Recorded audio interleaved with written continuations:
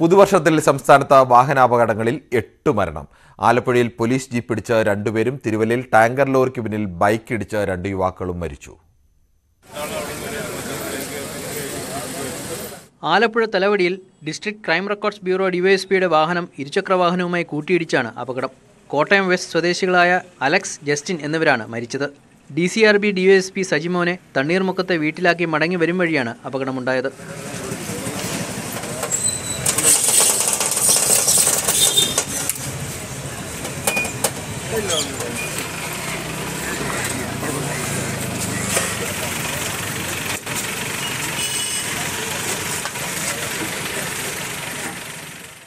Thiruvalla ബൈപ്പാസിൽ tanker ലോറിക്ക് പിന്നിലിടിച്ചാണ് 2 യുവാക്കളുടെ ദാരുണാന്ത്യം. കുന്നന്താനം സ്വദേശികളായ അരുൺ, ശ്യാം എന്നിവരാണ് മരിച്ചത്. അർദ്ധരാത്രിയോടെയായിരുന്നു അപകടം. പത്തനംതിട്ട ഏനാത്തിൽ ബൈക്ക് പോസ്റ്റിലിടിച്ച് ഇലമംഗലം സ്വദേശി തുളസീധരൻ മരിച്ചു. ഇടുക്കി മുനിയറയിൽ വിനോദയാത്രാ സംഘത്തിന്റെ ബസ് കൊക്കയിലേക്ക് മറിഞ്ഞ് വിദ്യാർത്ഥി മരിച്ചു. മലപ്പുറം സ്വദേശി മിൽഹാജാണ് മരിച്ചത്. വളാഞ്ചേരി റീജിയണൽ കോളേജിലെ വിദ്യാർത്ഥികൾ സഞ്ചരിച്ച ടൂറിസ്റ്റ് ബസ്സാണ് അപകടത്തിൽപ്പെട്ടത്. പുലർച്ചെ 1:15 അപകടം.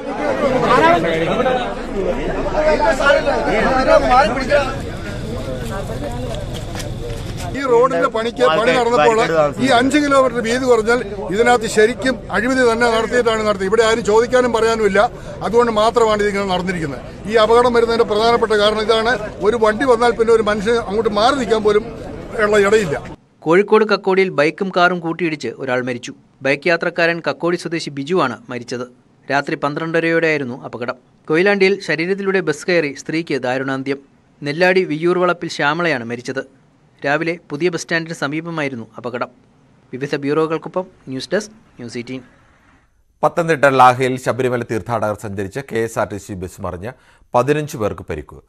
പമ്പയിൽ നിന്ന് തിരുവനന്തപുരത്തേക്ക് പോയ ബസ്സാണ് അപകടത്തിൽപ്പെട്ടത്. പരിക്കേറ്റവരെ പത്തനംതിട്ട ജനറൽ ആശുപത്രിയിലും പെരിനാട് ആശുപത്രിയിലും പ്രവേശിപ്പിച്ചു. ആരുടെയും പരിക്ക് ഗുരുതരമല്ല.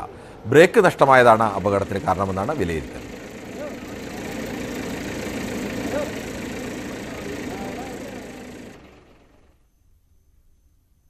വയനാട് മേപ്പാടിയിൽ യുവാവ് കുത്തേറ്റ് മരിച്ചു. കുന്നമംഗലം വയൽ സ്വദേശി മുർഷിദാണ് മരിച്ചത്. പുതുവർഷ ആഘോഷത്തിനിടെ വാക്കുതർക്കം കത്തിക്കുത്തിൽ എത്തുകയായിരുന്നു. രാത്രിയിൽ കുത്തേറ്റ മുർഷിദിനെ കോഴിക്കോട് മെഡിക്കൽ കോളേജിൽ പ്രവേശിപ്പിച്ചിരുന്നു. ഇന്ന് രാവിലെയോടെയാണ് മരണമുണ്ടായത്. മേപ്പാടി എരുമക്കൊല്ലി റോഡിൽ പുളിക്കുന്നിന് സമീപമായിരുന്നു സംഭവമുണ്ടായത്. പ്രതി രൂപേഷിനെ പോലീസ് പിടികൂടി. നാദാപുരം കക്കട്ടിൽ അമ്മയും കുഞ്ഞിനെയും കിണറ്റിൽ മരിച്ച നിലയിൽ കണ്ടെത്തി.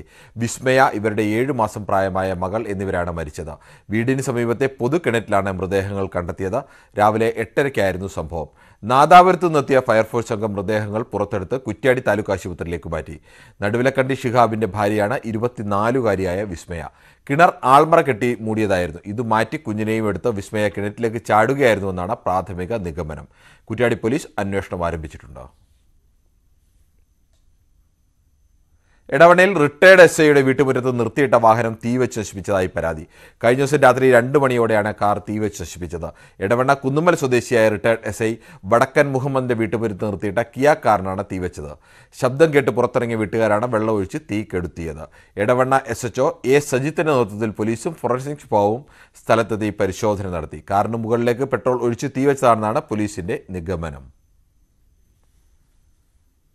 മലപ്പുറത്ത് കാപ്പ നിയമപ്രകാരം 2 പേർ അറസ്റ്റിലായി. കാപ്പ നിയമപ്രകാരമുള്ള പ്രവേശന വിലക്ക് ലംഘിച്ച് ജില്ലയിൽ പ്രവേശിച്ച കഞ്ചാവ് കേസ് പ്രതികളെയാണ് അറസ്റ്റ് ചെയ്തത്. മമ്പാട് പുളിയിലക്കോട് സ്വദേശി പള്ളിക്കണ്ടി മുഹമ്മദ് കുട്ടി, കരുവാക്കുണ്ട് സ്വദേശി മഷൂദ് എന്നിവരാണ് പിടിയിലായത്. മലപ്പുറം ജില്ലാ പോലീസ് മേധാവിക്ക് ലഭിച്ച രഹസ്യവിവരത്തിന്റെ അടിസ്ഥാനത്തിലായിരുന്നു അറസ്റ്റ്. മലപ്പുറത്ത് 4.5 കോടി രൂപയുടെ കുഴൽപ്പണം പിടികൂടി. 2 പേർ പോലീസ് പിടിയിലായി. താമരശ്ശേരി സ്വദേശികളായ ഫിദ, ഫഹദ്, അഹമ്മദ് അനീസ് എന്നിവരാണ് കസ്റ്റഡിയിലെടുത്തത്. കാറിൽ പണം കടത്താൻ ശ്രമിക്കവെയാണ് ഇവർ പിടിയിലായത്. രഹസ്യ അറയിൽ ഒളിപ്പിച്ചായിരുന്നു പണം കടത്താൻ ശ്രമിച്ചതെന്ന് പോലീസിന് ലഭിച്ച രഹസ്യവിവരത്തിന്റെ അടിസ്ഥാനത്തിലായിരുന്നു പരിശോധന.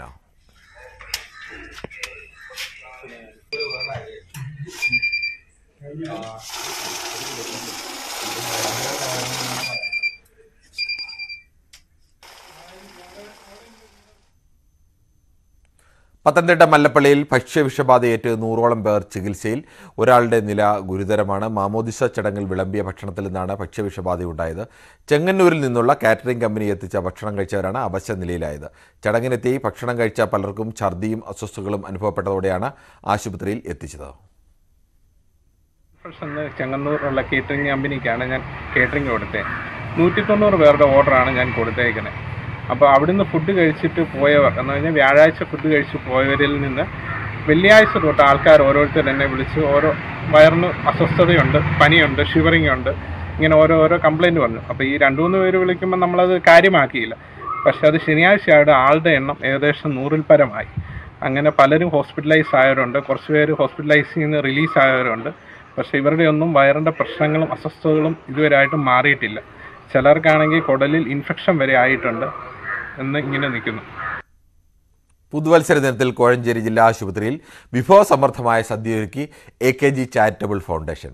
തോട്ടപ്പുഴശ്ശേരി സോഡൽ കമ്മിറ്റിയുടെ നേതൃത്വത്തിലായിരുന്നു സദ്യ. രോഗികൾക്കും കൂട്ടിരിപ്പുകാർക്കും ആശുപത്രി ജീവനക്കാർക്കും സദ്യ വിളമ്പി. റാന്നി മുൻ MLA രാജു എബ്രഹാം ഉദ്ഘാടനം ചെയ്തു. ലാലൻ ജേക്കബ് മാരമൺ അധ്യക്ഷത വഹിച്ചു.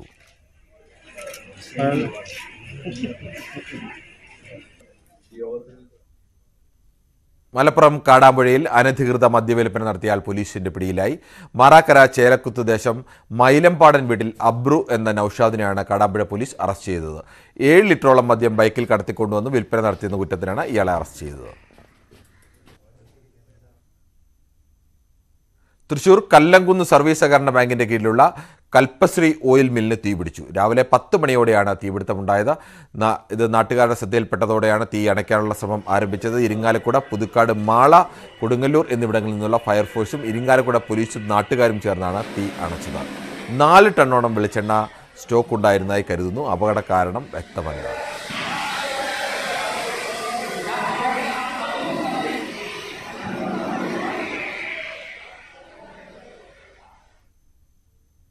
കോതമംഗലം കുട്ടമ്പുഴ പഞ്ചായത്തിലെ 14, 16, 17 വാർഡുകളിൽ വിശേഷൽ ഗ്രാമസഭ ചേർന്നു. ജനങ്ങളുടെ സ്വൈര്യ ജീവിതത്തിന് തടസ്സമാകുന്ന വന നിയമങ്ങൾ അടിച്ചേൽപ്പിക്കുന്നതിനെതിരെയാണ് ഗ്രാമസഭ ചേർന്നത്. തട്ടേക്കാട് പക്ഷി സങ്കേതത്തിന്റെ സങ്കേതം എന്ന പദവി ഒഴിവാക്കണമെന്ന പ്രമേയവും പാസാക്കി. പഞ്ചായത്ത് പ്രസിഡന്റ് കാന്തി വെള്ളക്കയ്യൻ അധ്യക്ഷനായിരുന്നു. നാണ്യവിളകളുടെ വിലയിടിവിൽ ദുരിതത്തിലാണ് ഇടുക്കിയിലെ കർഷകർ.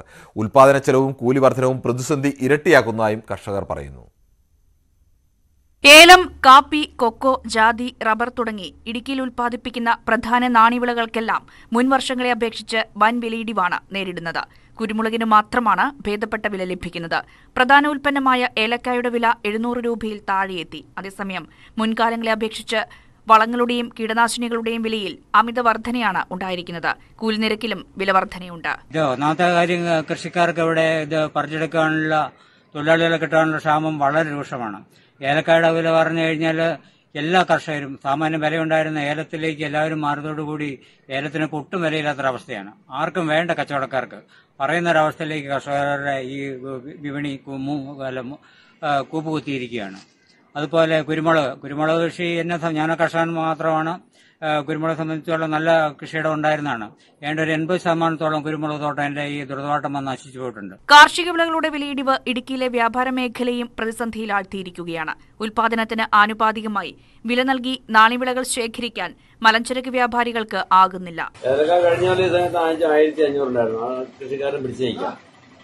ഇപ്പോ അന്ന് 1500 ഉണ്ടായിരുന്ന കാര്യം ഇന്ന് പോകുന്നത് 850, ചുരുക്ക വന്നിട്ട് 650, പച്ച വന്നിട്ട് 140, ചുരുക്ക വന്നിട്ട് 100, 110. വന്യമൃഗ ആക്രമണവും ബഫർ സോൺ ആശങ്കയും കർഷകരെ അലട്ടുന്നതിനോടൊപ്പം നാണ്യവിളകളുടെ വിലയിടിവ് വലിയ ആഘാതമാണ് കർഷകർക്കുണ്ടാക്കുന്നത്. ന്യൂസ് 18 ഇടുക്കി. ഇടുക്കിയിൽ കാർഷിക സെൻസസിനുള്ള നടപടികൾ ആരംഭിച്ചു. രാജ്യവ്യാപകമായി നടത്തുന്ന സെൻസസിന്റെ ഭാഗമാണ് 3 ഘട്ടങ്ങളായി ബൃഹത് സർവേ പൂർത്തീകരിക്കുന്നത്. കേന്ദ്ര കാർഷിക മന്ത്രാലയത്തിന്റെ നേതൃത്വത്തിൽ നടക്കുന്ന സെൻസസിൽ കേരളത്തിലെ നടത്തിപ്പ് ചുമതല സ്ഥിതിവിവര കണക്ക് വകുപ്പിനാണ്. തെരഞ്ഞെടുക്കപ്പെട്ട എന്യൂമറേറ്റർമാരുടെ സഹായത്തോടെ ആദ്യഘട്ട ലിസ്റ്റിംഗ് ജോലികൾ നടക്കും. പ്രത്യേകം തയ്യാറാക്കിയ മൊബൈൽ ആപ്പിന്റെ സഹായത്തോടെയാണ് വിവരങ്ങൾ രേഖപ്പെടുത്തുക. ഭൂമിയുടെ ഉടമസ്ഥത, പാട്ടം ഉൾപ്പെടെയുള്ള കൈവശ ഭൂമിയുടെ അളവ് തുടങ്ങിയ വിവരങ്ങൾ ആദ്യഘട്ടത്തിലും കൃഷിരീതി, ഭൂവിനിയോഗം, അത്യുൽപാദന വിത്തിനങ്ങളുടെ ഉപയോഗം, ജലസേചനം തുടങ്ങിയ വിവിധ കാര്യങ്ങൾ അടുത്ത 2 ഘട്ടത്തിലുമായും ശേഖരിക്കും. ഉടുമ്പൻചോല താലൂക്കിൽ സെൻസസിനായി തെരഞ്ഞെടുക്കപ്പെട്ട എന്യൂമറേറ്റർമാർക്കുള്ള പരിശീലനം നെടുങ്കണ്ടത്ത് നടന്നു. ആദ്യഘട്ട ലിസ്റ്റിംഗ് ജോലികൾക്കായുള്ള എന്യൂമറേറ്റർമാരെയാണ് നിലവിൽ നിയോഗിച്ചിരിക്കുന്നത്. ഇവർ മൊബൈൽ ആപ്പിന്റെ സഹായത്തോടെ 11ാമത് കാർഷിക സെൻസസിനായുള്ള വിവരങ്ങൾ രേഖപ്പെടുത്തും. ന്യൂസ് 18 നെടുങ്കണ്ടം. തിരുവേഗപ്പുറം പഞ്ചായത്തിലെ നെൽപ്പാടങ്ങളിൽ കാട്ടുപന്നി ശല്യം രൂക്ഷമാകുന്നു. കർഷകർ കടുത്ത ദുരിതത്തിലാണ്. നെൽകൃഷി വ്യാപകമായിട്ടാണ് കാട്ടുപന്നികൾ നശിപ്പിച്ചത്. കാലടി പാടശേഖരത്തിൽ കൊയ്യാറായ നെൽകൃഷിയാണ് പന്നികളുടെ ആക്രമണത്തിൽ നശിച്ചത്. തുടർച്ചയായുള്ള പന്നിശല്യം കാരണം കൃഷി ഉപേക്ഷിക്കാനുള്ള ആലോചനയിലാണ് പ്രദേശത്തെ പല കർഷകരും. തിരുവേഗപ്പുറ കാലടിക്കുന്ന് പ്രദേശത്തെ നെൽപ്പാടങ്ങളിലാണ് പന്നിശല്യം രൂക്ഷമായിരിക്കുന്നത്. കഴിഞ്ഞ ദിവസങ്ങളിൽ തുടർച്ചയായുണ്ടായ പന്നികളുടെ ആക്രമണത്തിൽ ഏക്കർ കണക്കിന് കൃഷിയാണ് ഇവിടെ നശിച്ചത്. 2 ആഴ്ച കഴിഞ്ഞാൽ കൊയ്യാറായ നെൽകൃഷിയാണ് പന്നിക്കൂട്ടം നശിപ്പിച്ചത്. 10-ലേറെ കർഷകരുടെ അധ്വാനമാണ് ഇല്ലാതായത്. കാലടിക്കുന്ന് പാടശേഖര സമിതിയിലുള്ള കൃഷിക്കാരാണ്. ഞങ്ങളുടെ കാര്യങ്ങളാണ് ഇപ്പോൾ ഈ കണ്ടുകൊണ്ടിരിക്കുന്നത്. പന്നിശല്യം വളരെ രൂക്ഷമായിരിക്കുകയാണ്. പകൽ പോലും പന്നി ഇറങ്ങി വിളഞ്ഞു കിടക്കുന്ന നെല്ലാണ് നശിപ്പിച്ചുകൊണ്ടിരിക്കുന്നത്. ഇതിന് എത്രയും പെട്ടെന്ന് വേണ്ടപ്പെട്ട അധികാരികൾ നടപടിയെടുക്കണം. നടപടിയെടുത്തിട്ടില്ലെങ്കിൽ ഇനി ഒരു സമയത്ത് നിങ്ങൾക്ക് ഞങ്ങളെ സമീപിക്കേണ്ട ആവശ്യം വരുമ്പോൾ ഞങ്ങളെ വീട്ടിന്റെ പടിക്കൽ വരാൻ ഞങ്ങൾ അനുവദിക്കില്ല. രാത്രികാലങ്ങളിലാണ് പന്നിശല്യം കൂടുതൽ. ബന്ധപ്പെട്ട അധികൃതർക്ക് പരാതി നൽകിയിട്ടും നടപടി ഉണ്ടാകുന്നില്ല. തുടർച്ചയായി ഉണ്ടാകുന്ന പന്നിശല്യം കാരണം നെൽകൃഷിയിൽ നിന്നും പിന്മാറാനുള്ള ആലോചനയിലാണ് ഇവിടുത്തെ കർഷകർ. സ്ഥലം പാട്ടത്തിനെടുത്തും ബാങ്കിൽ നിന്നും വായ്പയെടുത്തുമൊക്കെ കൃഷി നടത്തുന്നവർക്ക് ഇത്തരത്തിൽ പന്നിശല്യത്താൽ കൃഷി നശിക്കുമ്പോൾ വൻ സാമ്പത്തിക ബാധ്യതയാണ് ഉണ്ടാകുന്നത്. ന്യൂസ് 18 പട്ടാമ്പി. ചെറിയ ഇടവേളയിലേക്ക്.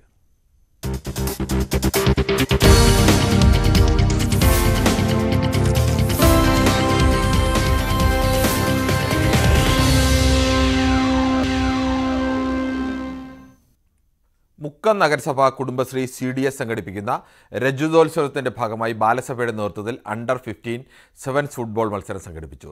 മാമ്പറ്റ മിനി സ്റ്റേഡിയത്തിൽ നടന്ന മത്സരത്തിൽ വെസ്റ്റ് മാമ്പറ്റ ഡിവിഷനെ തോൽപ്പിച്ച് കച്ചേരി ഡിവിഷൻ ജേതാക്കളായി. മത്സരം നഗരസഭാ ചെയർമാൻ PT ബാബു ഉദ്ഘാടനം ചെയ്തു. കുടുംബശ്രീയുടെ 25ാം വാർഷികത്തോടനുബന്ധിച്ചാണ് മുക്കം CDS രജതോത്സവ് 2022 സംഘടിപ്പിച്ചത്. ബാലസഭയുടെ നേതൃത്വത്തിൽ സംഘടിപ്പിച്ച അണ്ടർ-15 സെവൻസ് ഫുട്ബോൾ മത്സരം ആവേശകരമായി. മാമ്പറ്റ മുനിസിപ്പൽ സ്റ്റേഡിയത്തിൽ നടന്ന മത്സരം നഗരസഭാ ചെയർപേഴ്സൺ ഉദ്ഘാടനം ചെയ്തു. തുടർന്ന് നടന്ന മത്സരത്തിൽ വെസ്റ്റ് മാമ്പറ്റ ഡിവിഷനെ തോൽപ്പിച്ച് കച്ചേരി ഡിവിഷൻ ജേതാക്കളായി.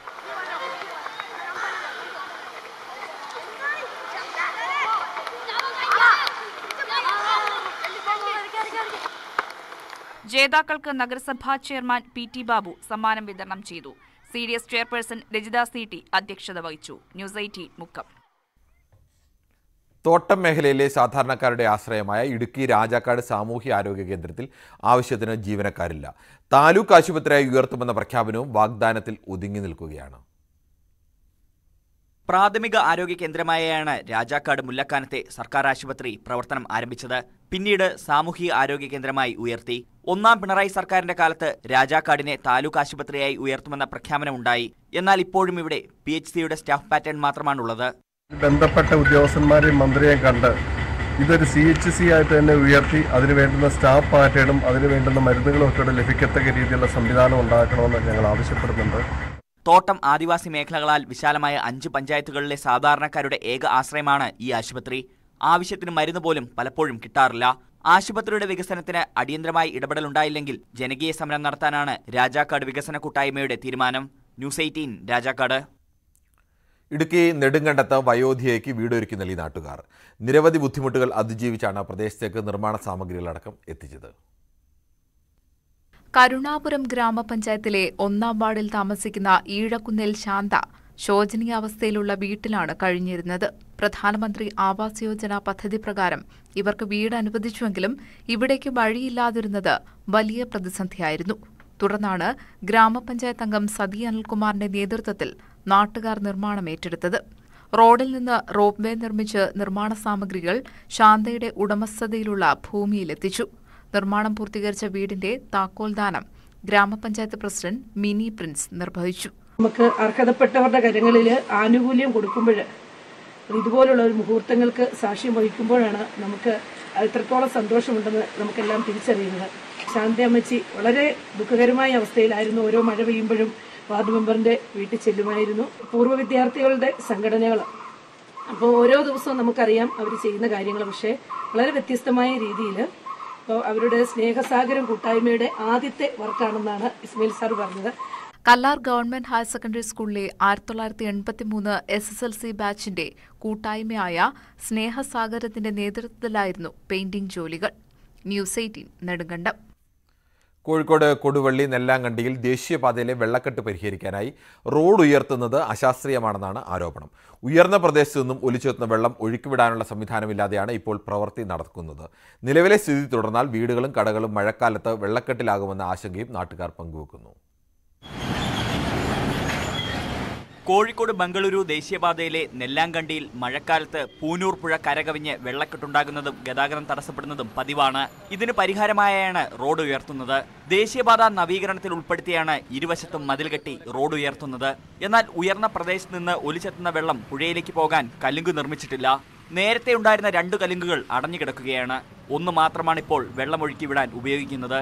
ഇവിടെയുള്ള സ്വകാര്യ കെട്ടിടത്തിന് മുൻവശത്ത് ഓവുചാലുമില്ല. അശാസ്ത്രീയ രീതിയിലാണ് പ്രവൃത്തി നടക്കുന്നതെന്നാണ് നാട്ടുകാർ ആരോപിക്കുന്നത്. ഞങ്ങൾ അന്വേഷിച്ച സമയത്തും അവർ പറയുന്നത് നേരത്തെ എസ്റ്റിമേറ്റ് എടുക്കുന്ന സമയത്ത് നിങ്ങൾ എന്തുകൊണ്ട് പറഞ്ഞില്ല.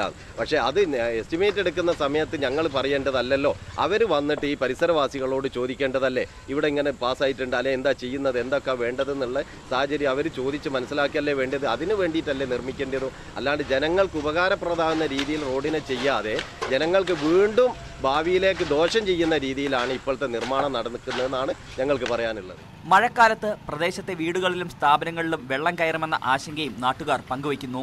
ഈ ബിൽഡിങ്ങിൻ്റെ ബേക്കിലോട്ടായിരിക്കും വെള്ളം നിൽക്കുക. പിന്നെ അതുപോലെ ആ തോട് നിങ്ങളെ തോട് നിറയാൻ സാധ്യത ഉണ്ടാവും. ഈ സമീപപ്രദേശത്തെ വീട്ടുകാരൊക്കെ വളരെ ബുദ്ധിമുട്ടേണ്ട സാഹചര്യം ഉണ്ടാവാൻ സാധ്യതയും കാണും. ഉയരത്തിൽ നിർമ്മിച്ച മതിലിന് വേണ്ടത്ര സുരക്ഷയില്ലെന്നും നാട്ടുകാർ പറയുന്നു.